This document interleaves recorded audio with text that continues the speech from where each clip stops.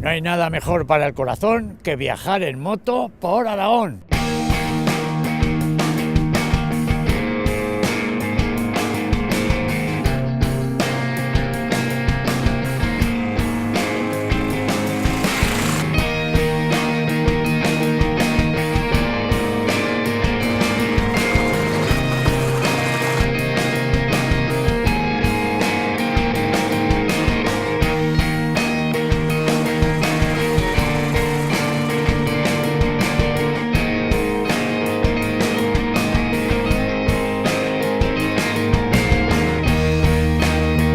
Si te entra el apetito, cómete un magnífico huevo frito.